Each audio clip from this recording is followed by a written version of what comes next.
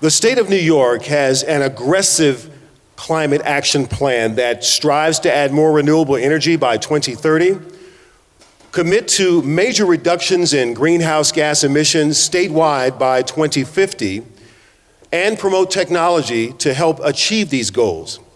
So let's take a few minutes to learn more about the path to clean energy in the Northeast with Chief Operating Officer of Hydro-Québec, Serge Abergel. If you want to come on up, Serge, please. And joining us from the state of New York are Basil Seggos, Department of Environmental Conservation Commissioner. Come on up, please. We can give him a round of applause, why not? Thank you. And Doreen Harris, President and CEO for New York City, NYS, Research, Energy Research and Development Authority. Come on up, thank you. Welcome, good morning. How's everyone? Good, we've got water for you on the side there if you need it. And let's just have a great conversation. I have to tell you, having covered 12 Olympics, 6 of them Winter Games, these are topics for myself as a broadcaster and a former athlete I've never discussed before. And so I'm really interested to hear what you all have to say, and hopefully everyone watching on the live stream who is outside of this world will begin to see and hear some things I think that will spark their interest and maybe think about the changes we need to make as athletes, as those who cover these events, and how we continue to make our world more sustainable. So I'm really looking forward to it. Let's begin with this question, and this will be for everyone. Tell us why you think the conference's theme, Save Winter, is relevant and important from the perspective of your organization's mission. So maybe I'll talk from my personal experience. As I think back, when I was much younger, I didn't know it back then, but I was extremely lucky to grow up north of Montreal in the Laurentian Mountains. And I spent my youth skiing, on a very small ski hill with natural snow. And today that's no longer possible. The ski hill that is called Alta, not Alta, Utah, but Alta Senegat, so much smaller. So Alta closed because it couldn't invest in making artificial snow. And today it doesn't exist anymore. So this is maybe too representative of things that are happening all around us. And this brings it back to, I think, the energy perspective that we all have is how do we ensure this transition? What can we do? It takes all kinds of renewable power to transition away from fossil fuel. You have intermittent resources that are wonderful, wind, solar, and so on, but you also need something that's in between when there's no wind, when there's no sun, and that's the role that hydropower plays. That's what we have, we're blessed to have in Quebec because of the water and topography that we have, and we view the future, and this is our collaboration in terms of working together, as we are with New York State, with our partners that we value, and using this resource to balance out other intermittents in the region, and maybe having, at some point, a two-way trade relationship where you take excess offshore wind that has too much power at certain times when the wind is blowing, and you flow the energy north to Canada.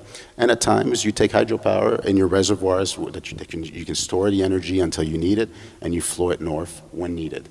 So our view of the future is really working as a region in collaboration. Very good. Basil, relevant and important from your perspective, from your company? Absolutely. I mean, I run a state agency, right, the Department of Environmental Conservation. So we have a big and broad mission, which everything from helping to manage the acres of land, the millions of acres of land here in the Adirondacks, all the way to the work on climate change that we're doing. We've, in the last 7 years, really turned up our efforts on climate action in New York. We are but a small sliver of the world's emissions, but we are the 10th largest economy in the world. So what we do here, we know can impact change around the world.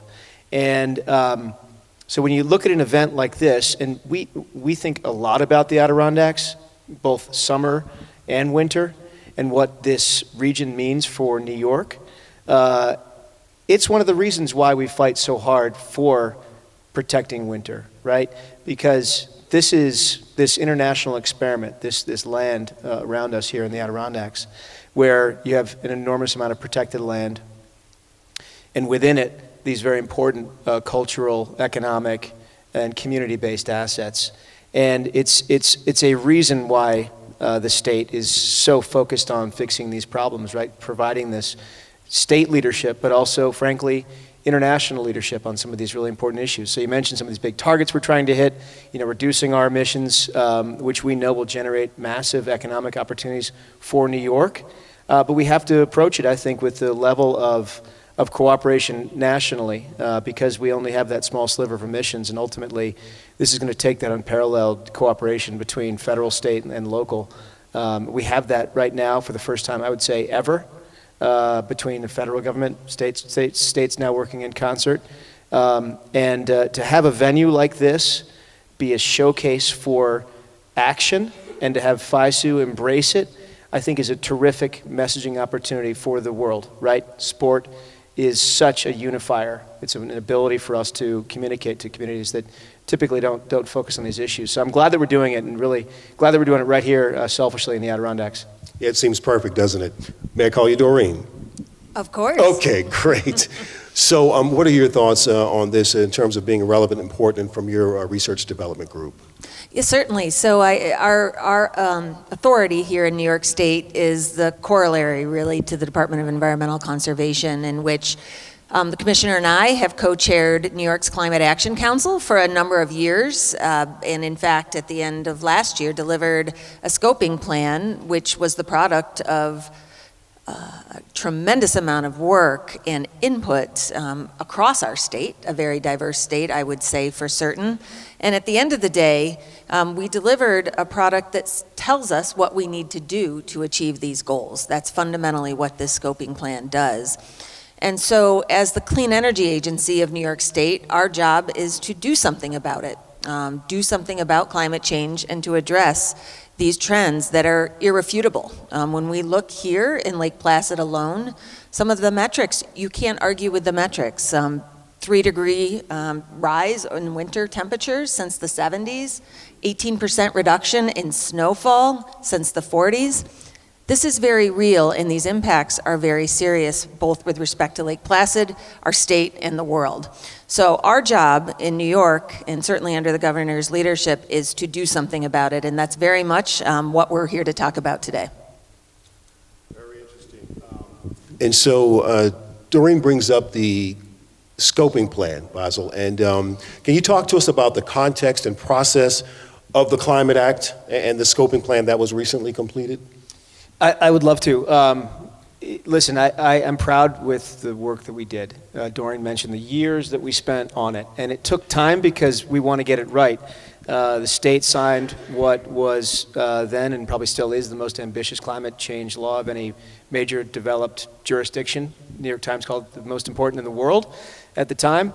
So we took that very seriously when it was signed, and it envisioned this planning process. And you never want to put the listeners, the viewers, to sleep talking about a planning process, but the reason it was so good is because we had so many people involved.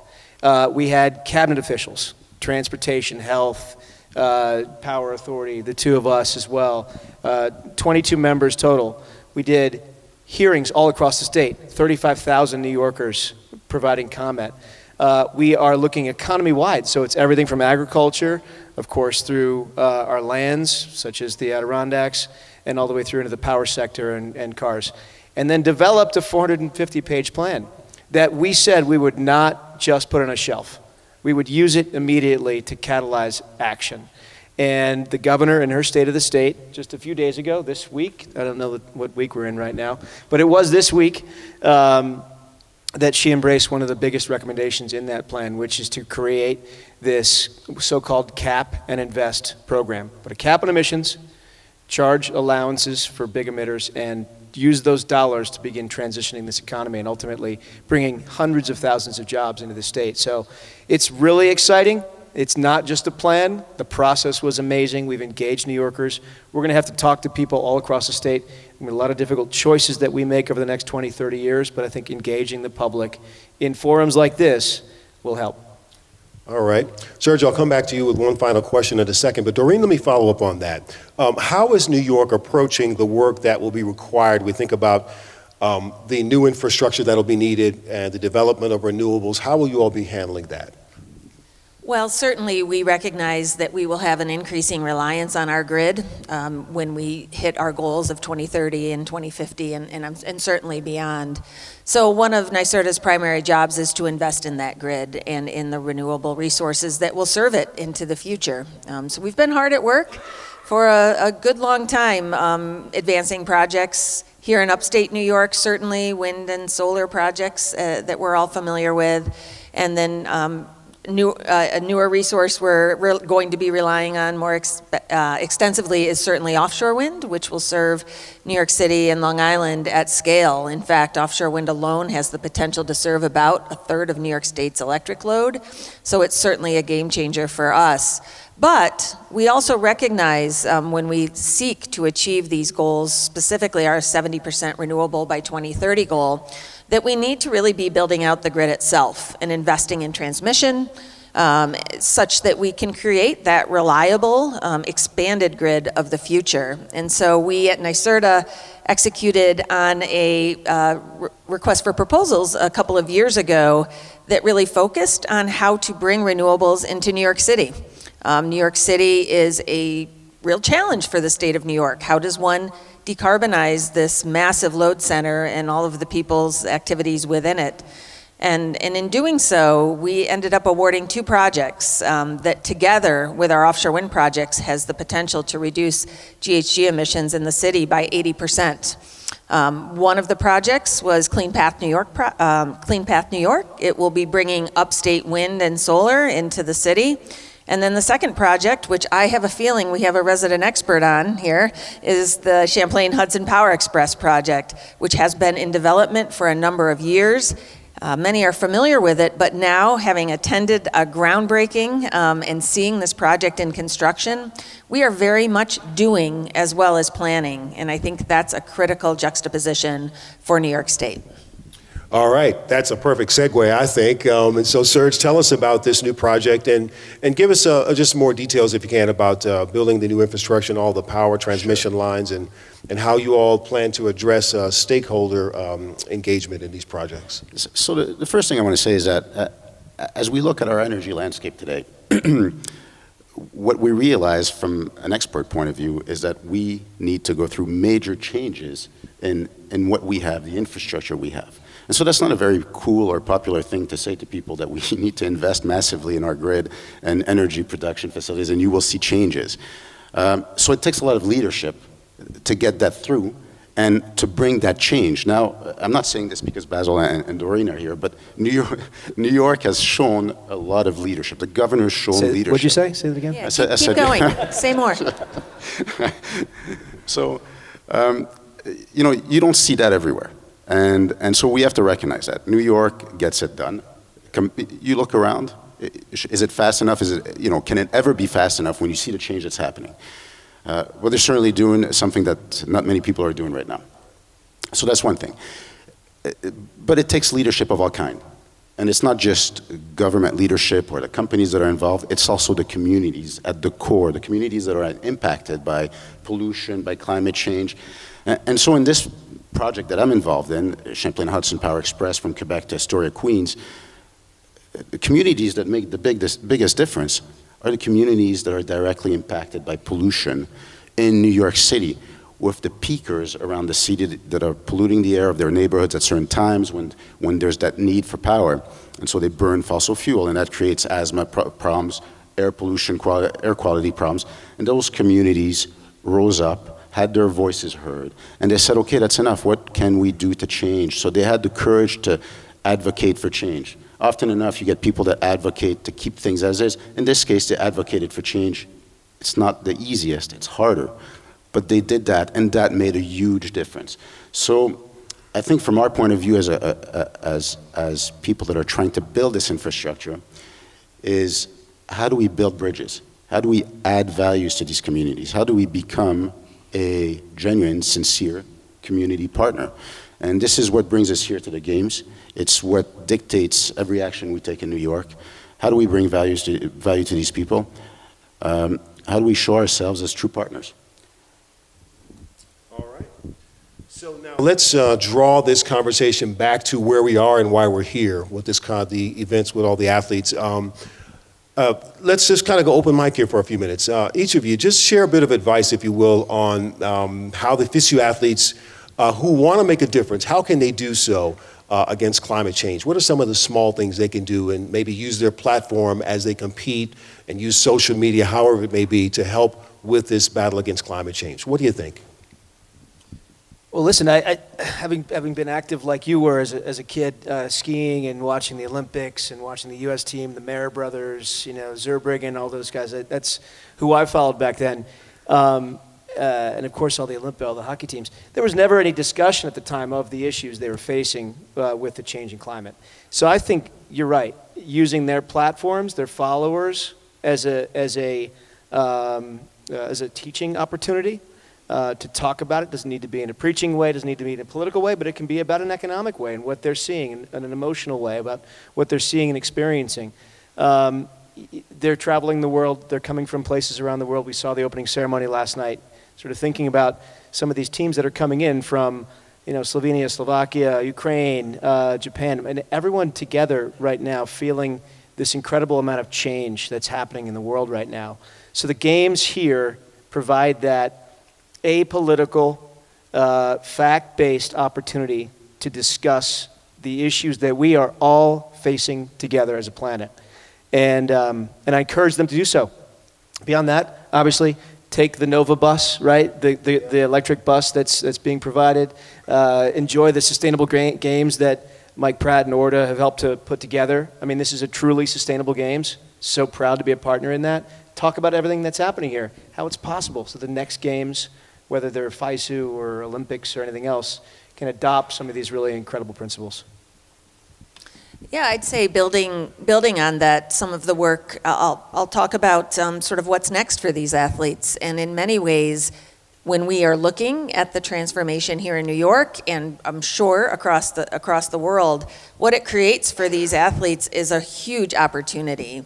We looked at specifically job opportunities through our scoping plan process. And when we think about the transformation we're talking about, we in New York alone are going to need hundreds of thousands of clean energy workers in the future. And I think the important part of this for this purpose is that a clean energy worker doesn't mean you have to be installing solar panels on someone's roof.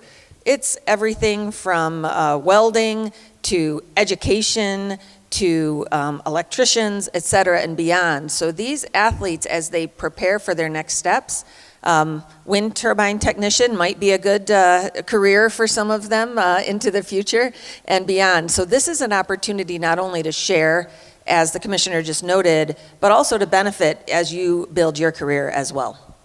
And something jumps out to me as you say that. We see so many athletes who represent companies, right? And they use their social media platforms to represent not just themselves, their nation, but the company. What about an athlete, instead of being a part of this type of technology, working in the sector after they retire, what about them working in these sectors as they compete and then share their experiences and some basic facts and nuggets of information that people can absorb and maybe pay attention to, and then follow links to get in and get more detailed information? That's what you all are sharing is so deep, but how can we keep it so that it's plain for the viewers and for the fans to now get connected? What kinds of things can you all do in your sectors to bring the athletes and their fans more connected to this mission? Yeah. Open mic. No, listen, I'll just say, and Serge, please jump in. We have certainly learned that communication is key here, that although there is a broader recognition of this challenge, there is not a full recognition of what to do about it. And I would say that as I think about these athletes and the platforms that they provide, that's the real key, is to not only make people aware, but also to make sure people understand the call to action that is implicit with addressing climate change. How do we encourage this conversation everywhere we can? Advance the discussion and make sure it's fact-based, so seize every opportunity we can, such as being here today. It's a sporting event, but we talk about climate change, and it's very important. And make sure we do that more often than not, because the key issue that we find that everywhere we go is education. It's perception. People often rely on social media to make their opinions, but that's not fact-based. So we need fact-based, science-based. We don't have to agree on everything. This is fundamental, but having the discussion doesn't mean brainwashing someone. It just means sharing points of views and maybe coming to some sort of understanding of what the facts are, agreeing on the facts. And that is definitely something that we're missing today. And I also think engaging the athletes and having a chance to talk with them and see where they're connected and what they're missing, and then making sure they have that information so they can now pass it on. But I think this has been a great conversation. What do you think, everyone? Mr. Abigail, Ms. Harris, and Mr. Seggos, thank you so much. Appreciate it. Thank you so much. Thank you.